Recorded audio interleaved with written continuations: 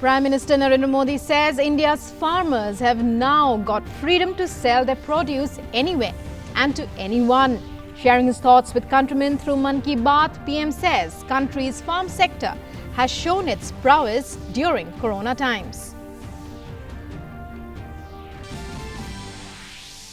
Prime Minister Narendra Modi calls for promoting art of storytelling, asks people to include inspiration stories from India's freedom struggle and foreign rule in storytelling, asks people to be vigilant, wear masks, observe social distancing to beat Corona.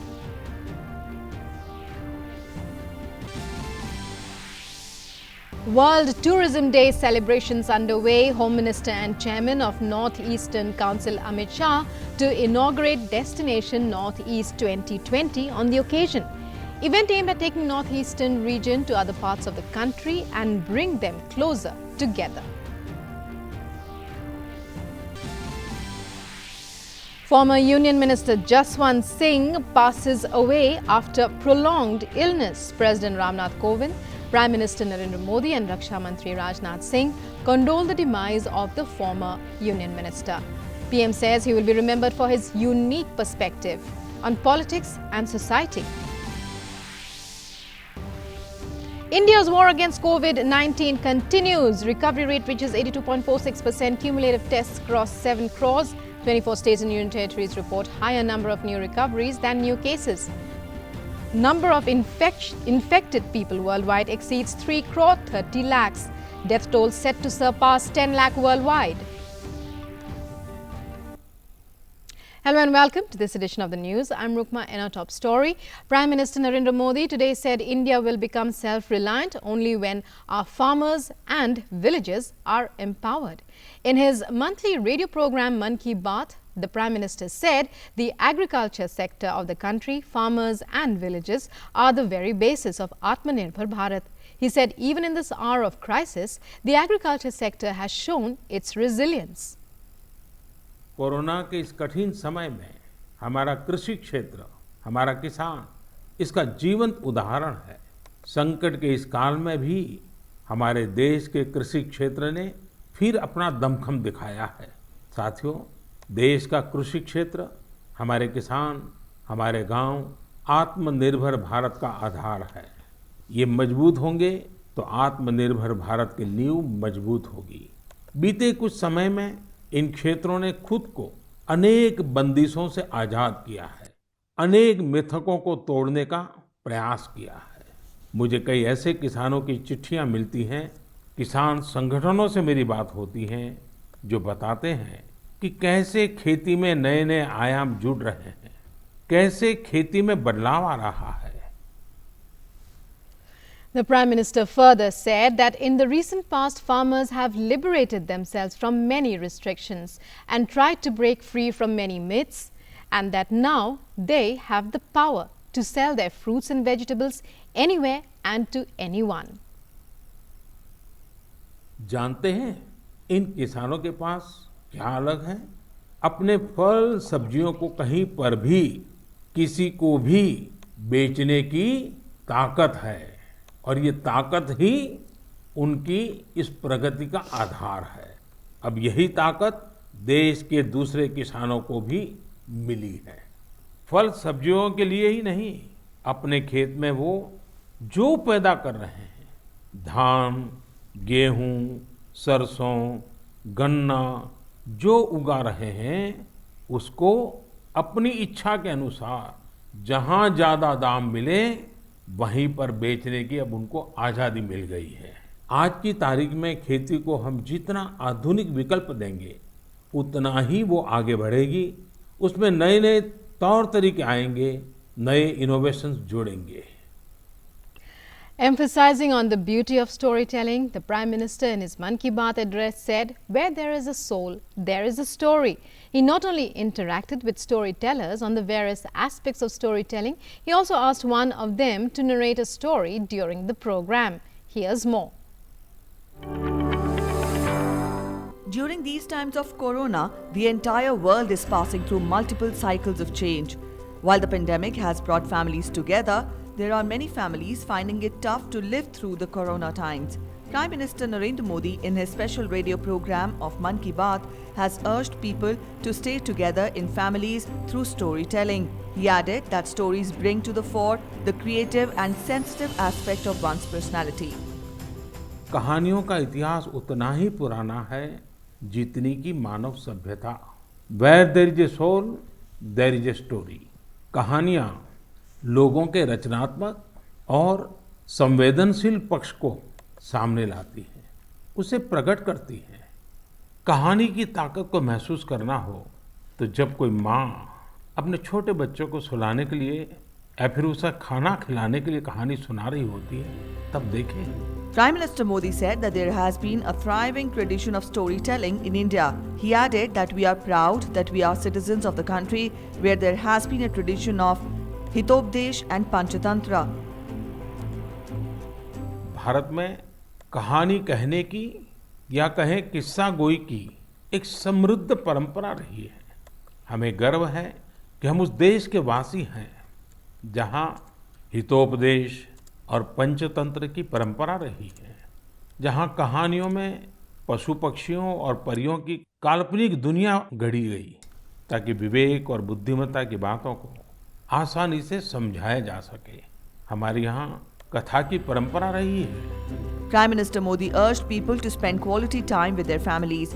He told them to take out some time for storytelling every week, stories related to religion or India's freedom struggle. And then the family sits together to listen to these stories. मैं जरूर आपसे आग्रह करूंगा, परिवार में हर सप्ताह आप कहानियों के लिए कोई समय निकालिए और ये भी कर सकते हैं कि परिवार के हर सदस्य को हर सप्ताह के लिए एक विषय तय करें। जैसे मानो करुणा है, संवेदनशीलता है, पराक्रम है, त्याग है, शौर्य है, कोई एक भाव, और परिवार के सभी सदस्य उस सप्ताह एक ही विषय पर सबके सब लोग कहानी ढूंढेंगे और परिवार के सब मिलकर के एक एक कहानी कहेंगे।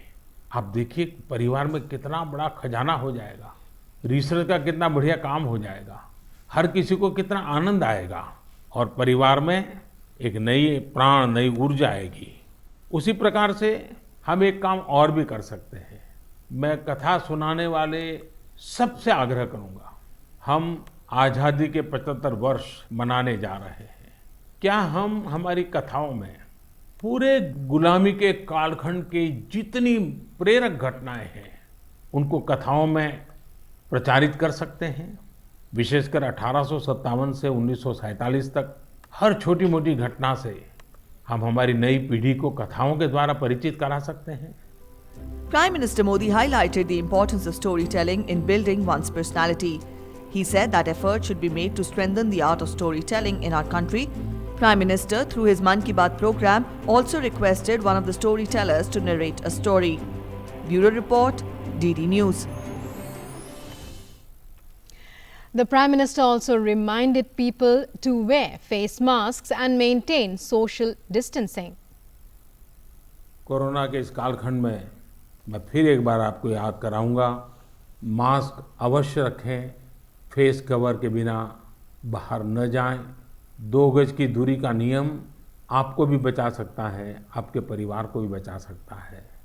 ये कुछ नियम हैं, इस कोरोना के खिलाफ लड़ाई के हथियार हैं, हर नागरिक के जीवन को बचाने के मजबूत साधन है।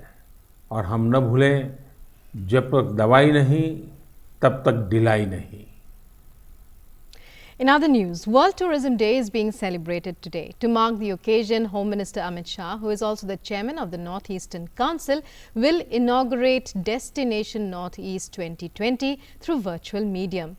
The Union Minister will, as well as Union Minister of State for Development of Northeastern Region, Dr. Jitendra Singh, will be the guest of honor at the event.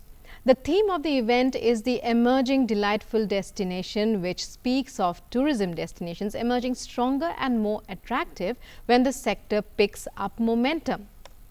Destination Northeast, a spectacular calendar event of the Ministry of Development of Northeastern Region, conceptualized with the objective of taking the Northeast region to other parts of the country, kickstarts on 27 September. With the theme of the emerging delightful destinations, the program coincides with World Tourism Day celebrated on 27 September. The previous installments of the festival, Destination Northeast, have travelled across the country from Varanasi in 2019 to the lawns of India Gate in New Delhi or in Chandigarh before that. And now, this year, it will be virtually reaching our homes. With the immense response garnered in the previous installments, this 4-day-long program this time will be an audio-visual carnival of tourist spots of the region and also showcase virtual exhibition of traditional local art, handicrafts and products, in addition to the cultural performances of all the 8 states.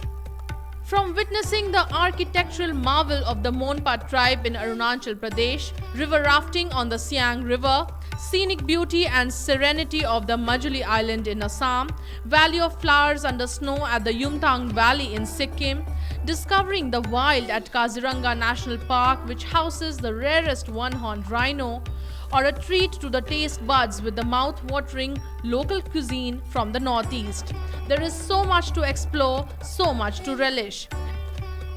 The initiative aims at making the Northeast region one of the favorite tourist and business destinations of India post-COVID-19 and initiate the sense of visit local, travel local and explore local. The northeastern region has been a nature's delight for nature lovers and offers a wide range of options for ecotourism with a rich biodiversity, and also does not fail to provide thrilling adventure sports. The region has many famous and old religious spots which have been integrated with national tourism circuits for the benefit of the pilgrims. The Northeast region also offers ample opportunities for business tourism segment, and the 4-day-long program also aims at attracting business for the region. Meghna Dev's report, DD India. As the tourism sector continues to suffer due to the COVID-19 pandemic, the world is looking at new ideas and safer ways to revive the industry. On the occasion of World Tourism Day today, Kashmir Tourism Department has come forward to celebrate the day following all safety measures. In Srinagar, several water sports and shikara racing tournaments are being organized on the Dal Lake. Boatmen along with sportspersons are taking part in the games to promote the cultural and traditional games of the state for the benefit of tourism. The event aims to boost the tourism sector in the valley after months of a gap due to the lockdown, and also to welcome tourists from across the world once again.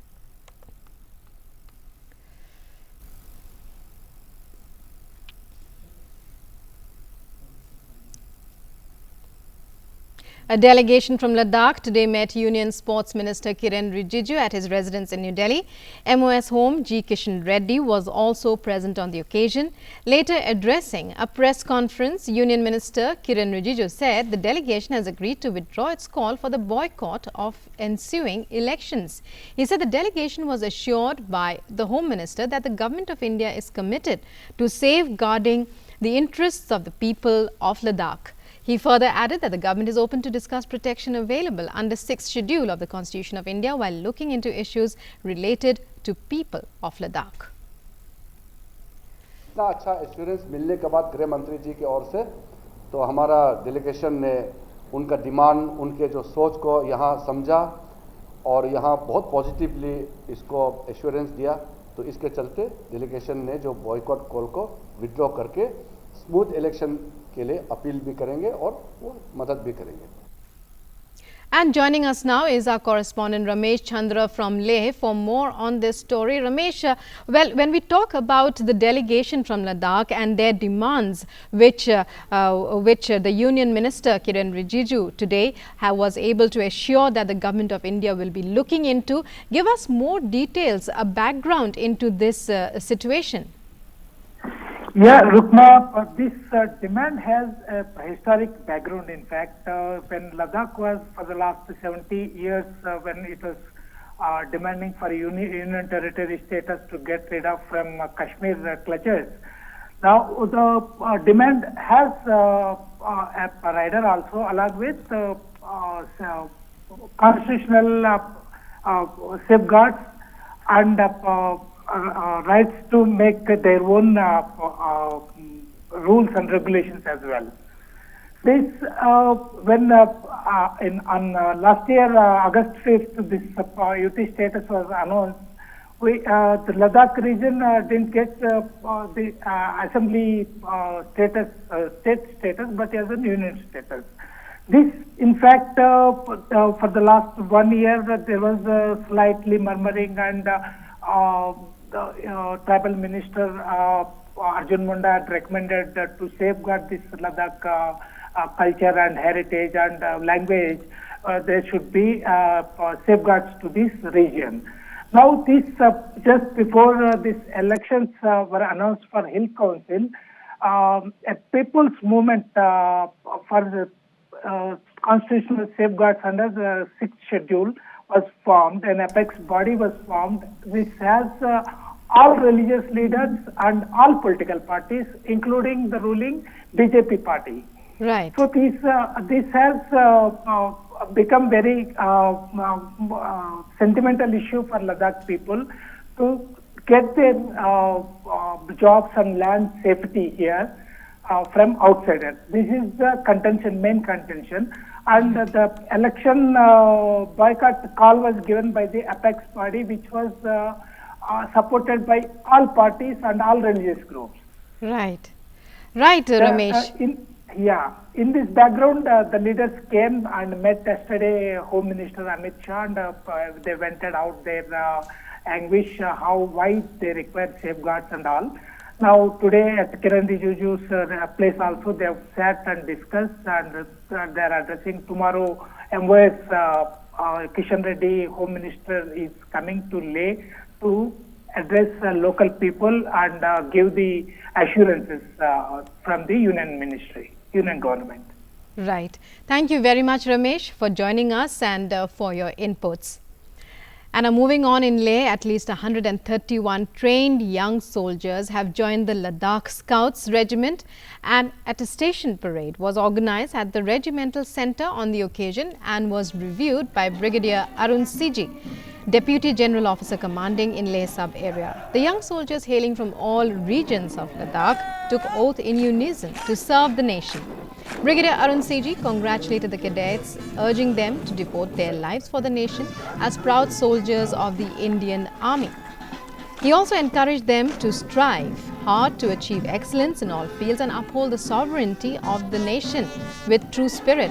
The young riflemen were awarded medals for their outstanding performance during training. However, the ceremony was conducted without the soldiers' family members attending it due to the COVID pandemic. And in other news, former Union Minister Jaswant Singh passed away this morning after a prolonged illness. He was 82. President Ramnath Kovind, Prime Minister Narendra Modi and Raksha Mantri Rajnath Singh have condoled the demise of the former Union Minister. President Kovind, in his message said, the demise of a veteran soldier, outstanding parliamentarian, exceptional leader and intellectual Shri Jaswant Singh is distressing. He combined many difficult roles with ease and equanimity. The President expressed his heartfelt condolences to his family and friends. Prime Minister Narendra Modi in a tweet said, Jaswant Singh ji had served the nation diligently as a soldier and later as a politician. During Atal Bihari Vajpayee's government, he handled crucial portfolios and has left a strong mark in finance, defence and external affairs sectors. He further added that the leader will be remembered for his unique perspective in politics and society and also for his contribution in strengthening the Bharatiya Janata Party. Prime Minister Modi also spoke to his son Manvendra Singh and expressed condolences on the unfortunate demise of the former Union Minister. Raksha Mantri Rajnath Singh has also condoled the demise of the former minister. Rajnath Singh in a tweet said, deeply pained by the passing away of veteran BJP leader and former minister. He had served the nation in several capacities, including as in the charge of Raksha Mantri, and had distinguished himself as an effective minister and parliamentarian. Raksha Mantri further added, the leader will be remembered for his intellectual capabilities and stellar record in service to the nation. He had also played a key role in strengthening the Bharatiya Janata Party in Rajasthan. And the Ministry of Road Transport and Highways has notified amendments in the Central Motor Vehicles Rules facilitating implementation of electronic enforcement, maintenance of vehicular documents through information technology portal with effect from 1st of next month. The ministry in a statement said use of IT services and electronic monitoring will result in better enforcement of traffic rules in the country and will lead to removing harassment of drivers and would facilitate the citizen. Details of driving licenses disqualified or revoked by the licensing authority will be recorded chronologically in the portal, and such record will be reflected on a regular basis on the portal. It has been provided that the use of handheld communication devices while driving will solely be for route navigation in such a manner that will not disturb concentration of the driver while driving. And now, here's an update on COVID-19 from across the nation. New recoveries have exceeded new cases for several successive days during the period of the past 9 days. The single-day recoveries on an average have been more than 90,000. 92,043 recoveries have been registered in the last 24 hours in the country, while the number of new confirmed cases stands at 88,600. With this, the total number of recoveries are close to 50 lakhs. Maintaining the upward trend, the national recovery rate presently stands at 82.46%. This high rate of daily recoveries has sustained India's leading global position as the country with the maximum number of recovered cases. The number of active patients has been below 10 lakh for several successive days now. The active caseload is merely 15.96% of the total positive cases and is consistently declining. Close, proactive, calibrated and effective coordination between the centre and states and union territory governments has made this sustained high level of single-day recoveries possible. 21 states and union territories have reported a higher number of new recoveries than new cases. India has set an example before the world with regard to the number of tests conducted and the cases of recovered patients. The total number of tests in the country has crossed 7 crore 12 lakh. 9 lakh 87,861 samples were tested on Saturday alone. And India has reported a higher number of new recoveries than new cases for several consecutive days now. Following the national trend, 24 states and union territories are also reporting a higher number of new recoveries than new cases. 10 states or union territories account for nearly 73% of new recovered cases. And a look at updates on COVID-19 from across the globe. Over 3 crore 30 lakh coronavirus cases have been reported worldwide, with over 9 lakh 98,000 deaths. Over 2 crore 44 lakh people have recovered from the virus so far. The United States continues to top the list among worst hit by the pandemic so far, with the highest number of infections. The US has over 72 lakh 87,000 cases of coronavirus, with a death toll of over 2 lakh 9,000.